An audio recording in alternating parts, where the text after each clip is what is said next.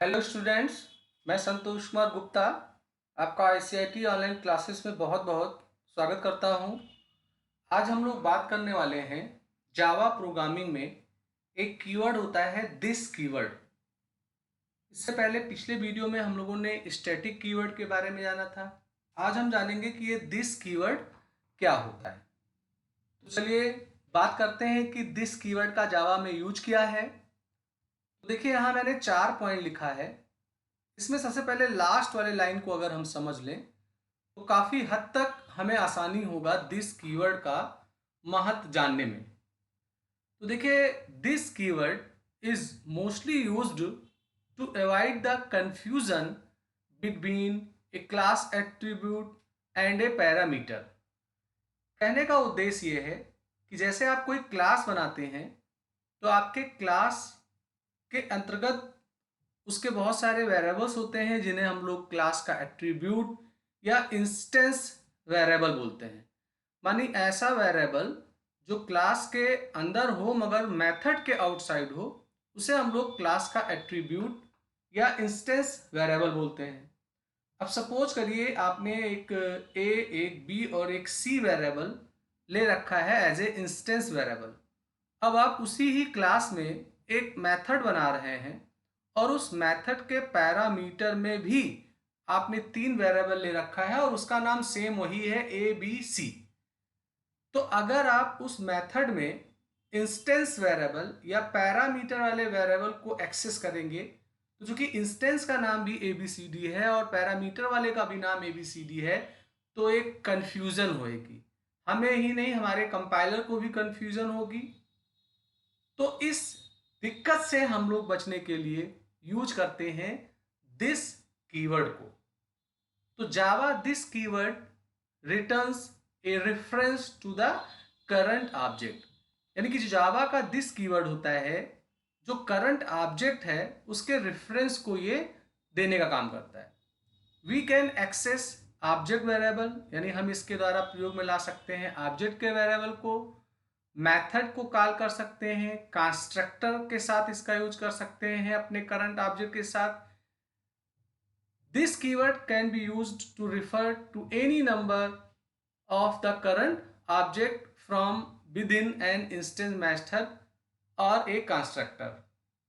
और लास्ट वाले पॉइंट पे मैंने आपको जो बताया था ये एक समझने के लिए था। For example, if a parameter of a member function has the same name as that of an object variable then the functionality में नॉट प्रॉपरली। तो ओवरऑल दिस एक कीवर्ड होता है। दिस कीवर्ड का काम होता है कि जिस ऑब्जेक्ट में आप मौजूद हैं उस ऑब्जेक्ट के रेफरेंस को हम लोग बताने के लिए इसका यूज करते हैं। और इसको हम वेरिएबल्स के साथ यूज कर सकते हैं, हम मेथड के साथ यूज कर सकते हैं, हम कंस्ट्रक्टर के साथ इसका यूज कर सकते हैं। ये इसका प्रयोग होता है। तो सबसे पहले हम लोग जानेंगे कि दिस कीवर्ड जो है to refer current class instance variable.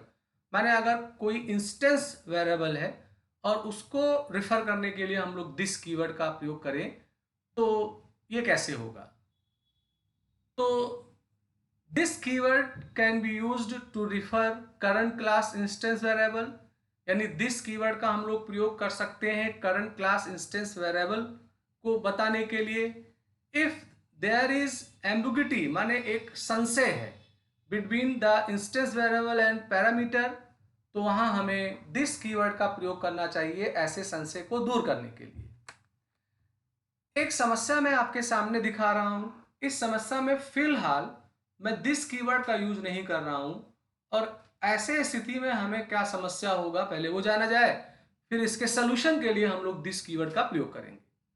तो अगर आप देखें तो यहाँ स्टूडेंट नाम का क्लास है, इसमें रोल नंबर, नेम, फी करके ये 3 इसके इंस्टेंस वेरिएबल हैं। इसमें एक मेथड है और इसके पैरामीटर में अगर आप देखें तो इन वेरिएबलों का नाम एज इट इज सेम है। तो अगर इस मेथड में मैं ऐसे लिखूं roll number equal roll number, तो यहाँ ये दिक्कत आएगी हमें भी, हमारे कंपाइलर को, कि ये जो रोल नंबर आप लिख रहे हैं ये पैरामीटर वाला लिख रहे हैं कि हम अपने इंस्टेंस वेरिएबल वाला लिख रहे हैं। तो ऐसे स्थिति में क्या होगा कि अगर आप ऐसा प्रोग्राम बना के कोई 3 वैल्यू मेन मेथड वाले क्लास से पास करके रिजल्ट को प्रिंट करेंगे तो ऐसे स्थिति में आपको 0 या नल वो वैल्यू दिखाएगा। एक संशय, एक कंफ्यूजन हमारे कंपाइलर को हो जाता है। चलिए, इसका मैंने एक प्रोग्राम बना रखा है, तो उस प्रोग्राम को हम आप देख लेते हैं रन करके।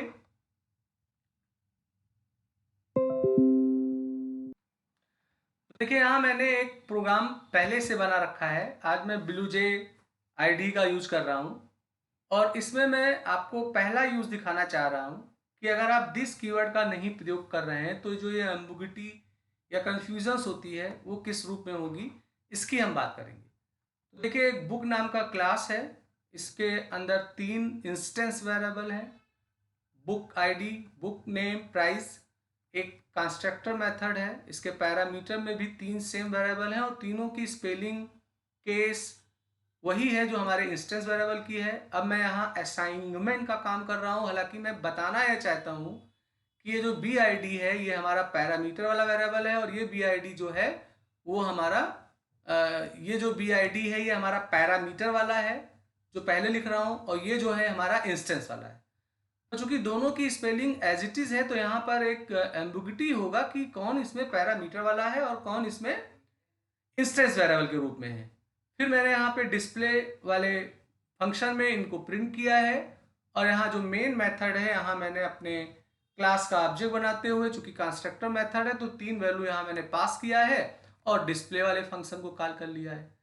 अब अगर आप इसको रन करके देखेंगे तो ऐसे स्थिति में अगर आप देखें खुद तो इसका क्या आउटपुट आता है, तो इसका आउटपुट जो आएगा वो अगर आप देखेंगे तो देखिए बुक आईडी 0 आ रहा है, बुक नेम नल आ रहा है और बुक का प्राइस भी 0 आ रहा है। हमारे प्रोग्राम में कोई मिस्टेक नहीं है, मगर पैरामीटर वाले जो वेरिएबल थे वो इंस्टेंस वेरिएबल के जैसे ही सेम थे, तो यहाँ एक कंफ्यूजन हुआ। तो ये दिक्कत आती है अगर आप विदाउट दिस यूज करते हैं। अब मैं इसका सलूशन अगर चाहता हूं तो उसके लिए हमें दिस कीवर्ड का यूज करना होगा। तो देखिए, मैंने यहाँ पे 3 वेरिएबल्स लिए हैं स्टूडेंट नाम के क्लास में, माने इंस्टेंस वेरिएबल, और इसमें पैरामीटर वेरिएबल है। तो देखिए यहाँ मैं दिस लिख रहा हूँ, तो इस दिस को लिखने का मतलब मैं इंस्टेंस वाले वेरिएबल का यहाँ प्रयोग कर रहा हूँ, यानी जो जिस क्लास में आप हैं उसका ये इंस्टेंस वेरिएबल होगा और इसमें पैरामीटर वाले की वैल्यू असाइन हो जाएगी। तो ऐसे स्थिति में अगर प्रोग्राम अब बना के देखा जाएगा तो हमारा आउटपुट सही आएगा। तो चलिए इसको भी देख लेते हैं। मैंने इसके लिए भी एक प्रोग्राम पहले से बना रखा है। तो अगर आप देखें तो यहाँ पर एक बुक नाम का सेम मैंने मेथड बनाया है। बस प्रयोग मैंने यही किया है कि जो हमारे इंस्टेंस वेरिएबल थे उनके आगे मैंने दिस लगा दिया है, तो ये इंस्टेंस वेरिएबल हो जाएगा और ये हमारा पैरामीटर वाला वेरिएबल हो जाएगा। तो ऐसे स्थिति में अगर आप देखेंगे, ये दूसरा प्रोग्राम मैंने खोल दिया है।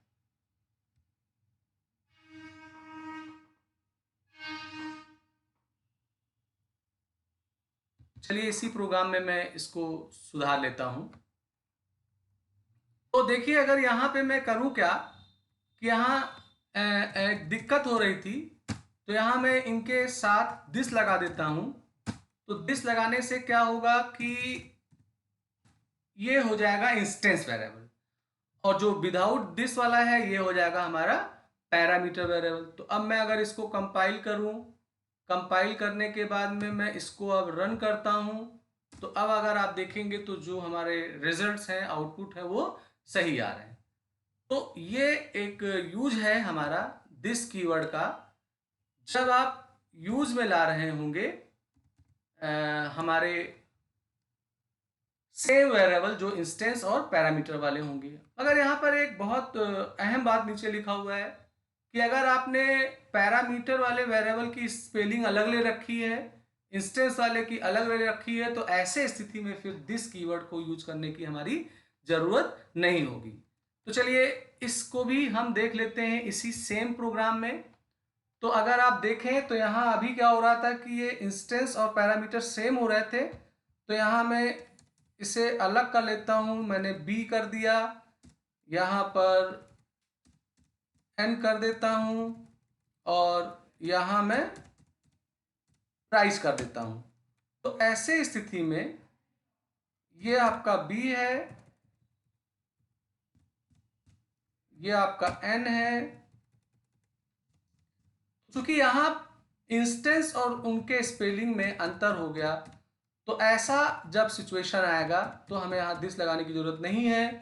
तो दिस का प्रयोग हमें तब करना अनिवार्य होता है जब इंस्टेंस वेरिएबल्स और पैरामीटर वेरिएबल जो हों वो हमारे सेम स्पेलिंग के हो जाएंगे, तो वहाँ अनिवार्य रूप से आप इसे यूज करिएगा। तो यहाँ चूंकि इनकी स्पेलिंग अलग हो गई है, तो यहाँ मैंने दिस कीवर्ड को हटा दिया है। तो ऐसे स्थिति में देखिए हमारा प्रोग्राम का आउटपुट हमें सही मिल रहा है। तो ये एक यूज होता है हमारा जो दिस कीवर्ड है उसका वेरिएबल्स के साथ। अब हम लोग बात करेंगे कि जो दिस कीवर्ड है इसको हम लोग अगर अपने करंट क्लास मेथड के साथ यूज करें तो कैसे होगा। तो देखिए यहाँ पर एक फिगर दिखाया गया है कि क्लास ए है, इसमें एक m नाम का मेथड है और एक n नाम का मेथड है। n में m को ही कॉल कर लिया गया, माने उसी क्लास के मेथड को उसी के किसी एक मेथड में कॉल कर लिया गया है। और यहाँ क्लास का ऑब्जेक्ट बना के, चूंकि ये कंस्ट्रक्टर n वाले मेथड को कॉल किया गया है, तो यहाँ एक कंस्ट्रक्टर नहीं है तो यहाँ पे कॉलिंग का काम किया गया है। तो जब ये n को कॉल करेगा तो इसके थ्रू m को कॉल करेगा। तो चूंकि ये जो m है ये इस क्लास का मेंबर है, तो यहाँ अनिवार्य होगा कि दिस लगाया जाए। पर अगर आप ऐसा नहीं करते हो तो जावा का कंपाइलर ऑटोमेटिकली क्या करता है, दिस लगा लेता है। तो यहाँ हमें बहुत ज़्यादा ज़रूरी नहीं है कि अगर सेम क्लास में हम किसी मेथड को उसी के किसी मेथड में कॉल कर रहे हैं तो दिस हालांकि लगाना चाहिए, नहीं लगाएंगे तो जावा लगा लेता है।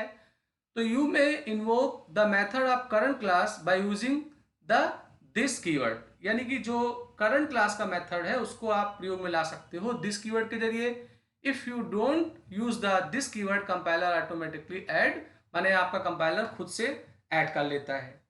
तो इसके लिए भी मैंने एक प्रोग्रामिंग की है, देख लेते हैं कि क्या है वो।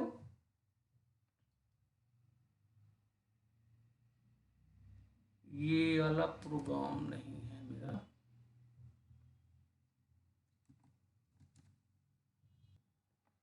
ये देखिए एक प्रोग्राम है। इस प्रोग्राम में मैं मेथड को दिस के जरिए प्रयोग में ला रहा हूं। तो प्रोग्राम हमारा सेम वही है, मैंने एक बुक नाम का मेथड बना ही रखा था। ये कंस्ट्रक्टर टाइप का मेथड है। तो देखिए यहाँ पर इंस्टेंस वेरिएबल और पैरामीटर वेरिएबल सेम है, इसलिए मुझे यहाँ दिस का प्रयोग करना पड़ा। तो यहाँ इस प्रोग्राम में ये भी यूज हो रहा है कि वेरिएबल्स के साथ हम कैसे दिस का प्रयोग करेंगे। अब अगर आप देखो तो मैंने यहाँ पे दो मेथड और बनाया है, एक आथर एक डिस्प्ले। तो डिस्प्ले में मैं आथर वाले को इन्वोक करना चाहता हूँ, तो देखिए यहाँ मैंने दिस लगा दिया। तो इस दिस को लगाने का मतलब ये जो आथर है ये इसी सेम क्लास का ही मेथड है। अगर आप नहीं भी लगाते हैं तो कंपाइलर उसको ऑटोमेटिकली ऐड कर लेता है, ये आपका टेंशन नहीं है। मगर एक प्रोग्रामिंग रूप में मैंने इसका यूज आपको दिखाया है। तो इसको अगर मैं रन करके देखूं